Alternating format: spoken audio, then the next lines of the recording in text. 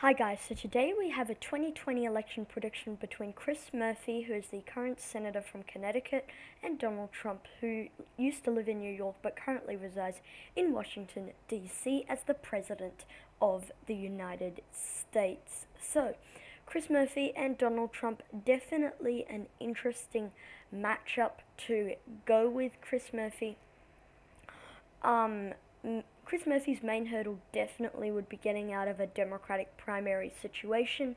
He has very low name recognition. He's not well known at all. And I would actually be extremely surprised and genuinely shocked if he were to make it past the first four states: Iowa, New Hampshire, South Carolina, and Nevada. And I would be extraordinarily shocked if he were to make it out as the Democratic primary victor. Um, it's not likely. He'll probably drop out soon rather than later, and he's probably not even going to run, but it's still an interesting matchup to go with.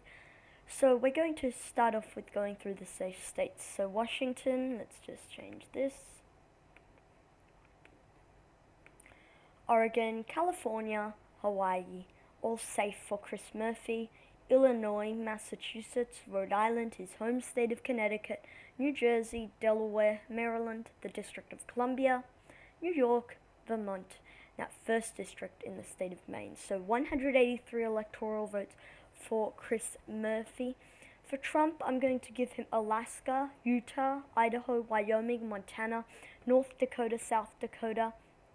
I'll come back to Nebraska, Kansas, Oklahoma, Louisiana, Arkansas, Missouri, Mississippi, Alabama, South Carolina, Tennessee, Kentucky, Indiana, and West Virginia. So we start off with, and most of Nebraska except for that second congressional district. So we start off 183 electoral votes for Chris Murphy, 125 for the President Donald J. Trump. We're going to start off in the west, so we're going to go from Nevada into Arizona, Colorado, New Mexico, Texas. Then we're going to go up from the south up north, so Florida, Georgia, North Carolina, and Virginia. Then we're going to start again from the northeast, Maine, New Hampshire, and then lead into the Rust Belt with Pennsylvania, Ohio, Michigan, Wisconsin, Minnesota, and Iowa. But firstly, before we do any of that, we're going to fill in the second congressional district in Nebraska.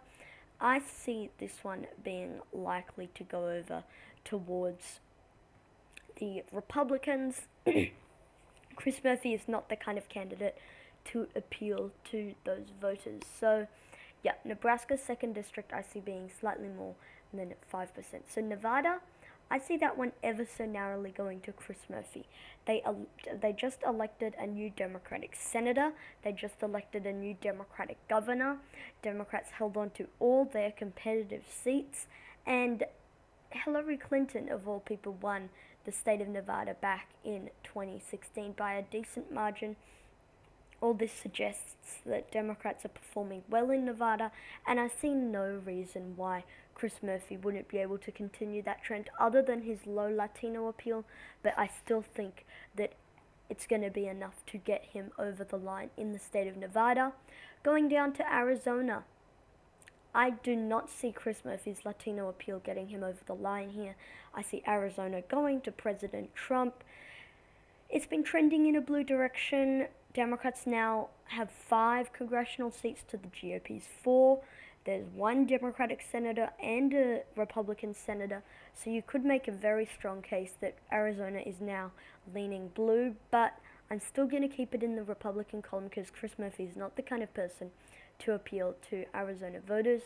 In Colorado, I'm going to put this in the leaning Democratic column. Now, some people will say, why isn't it in the likely column? Well, Chris Murphy can't really appeal to some of these Latino voters, and I don't see it being enough to put it in the likely column, but I still think, of course, he'd carry at the state of Colorado and the state of New Mexico.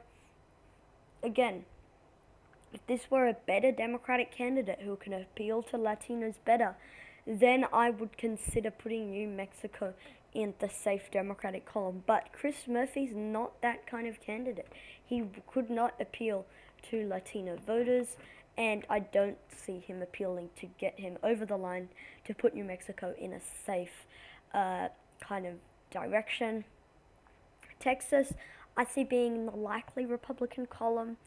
Again, Chris Murphy not the kind of person to put this into a competitive leaning status, and I still think that President Trump would be a heavy favorite to win Texas come 2020. In Florida, that's going to be a close state, but I still think that Donald Trump would be able to pull it off in Florida and go for that win in the state of Florida. I see his appeal really doing quite well in the state of Florida. Some of you might say, well, what about the Florida felons who can now vote? Vote yes, but I don't think it's enough for Chris Murphy to get over the line. You need to remember that in a blue wave year, in 2018, Republicans still held on to a governorship that they weren't meant to win and picked up a Senate seat from an incumbent.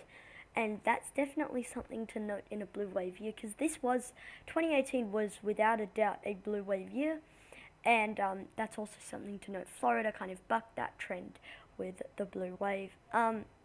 In the state of Georgia, I also see Chris Murphy's lack of African American appeal carrying him to lose the state of Georgia. Same thing in the state of North Carolina.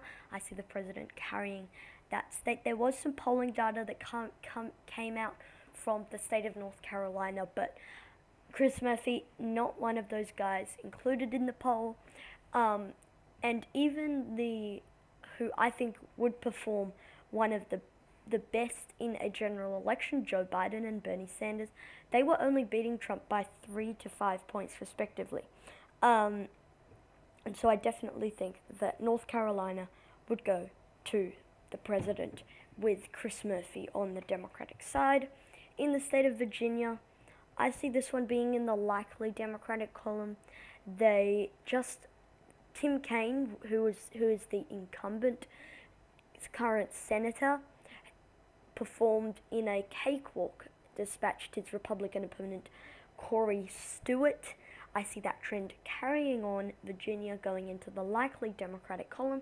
It's been trending blue for a lot of years now. So now, Maine and New Hampshire. So Maine, I see that Maine at large being in the safe column. Now, normally for Democrats, I put this one in the likely column, but I'm putting it in the safe column because Chris Murphy is from this area. He can appeal to these voters, and I see that appeal carrying over with a victory in in Maine at large. In the second district, I still think that Chris Murphy might come up a bit short in taking down Trump in that second district. I see the president holding on to that, considering he carried it by about 10 points in 2016. In New Hampshire, I see this one not being in the leaning column, but in the likely column. Chris Murphy, again, from the area, he can appeal to these northeastern voters, and I see that appeal carrying over into a victory in the state like New Hampshire. So now we're really going to get into this. So firstly, we're actually going to skip Pennsylvania. We're going to go straight into Ohio, then Iowa, then Minnesota. Then we'll really get into the meat of this election in Wisconsin, Michigan, and Pennsylvania. So Ohio, I don't see Chris Murphy pulling off the upset in the state of Ohio. I definitely see the president carrying Ohio. He could definitely appeal to some of these voters. And Chris Murphy doesn't really have that kind of appeal. He would have much better appeal than someone like a Clinton, but it's not going to be enough to push him over the line in Ohio. Same thing in the state of Iowa. I see him coming up short in taking down Trump in this state for the same reasons as the state of Ohio. But in Minnesota, I see Chris Murphy narrowly winning here. Definitely can appeal better than Clinton, and even Clinton carried the state of Minnesota. So now that we have all the states out of the way, 47 plus the district down, we're going to really get into the meat of this election, which is Wisconsin, Michigan, and Pennsylvania. So this is where the election will be decided in 2018. So we're going to start off in the state of Pennsylvania for a purpose. I see Chris Murphy narrowly carrying the state of Pennsylvania. Clinton didn't carry this one, less than 1%, and Clinton was a uniquely bad Democratic candidate. Chris Murphy is from the area, he can appeal to Pennsylvania voters. However, I don't see him winning the state of Michigan. Now, reasoning behind it. Chris Murphy, better candidate than Clinton for the Democrats in terms of electability, but Chris Murphy, many Michigan voters and Wisconsin voters and even Pennsylvania voters will perceive him as part of the establishment, and in many ways he is. But the reason why I put Pennsylvania there is because he's from the area. I think it's just enough to put him over the line. I don't think it's enough to put him over the line in Michigan and in Wisconsin. So now we have President Trump with 286 electoral votes, Chris Murphy with 252. Thank you guys for watching this video. Comment down suggestions below, and I'll see you all in the next one. Peace.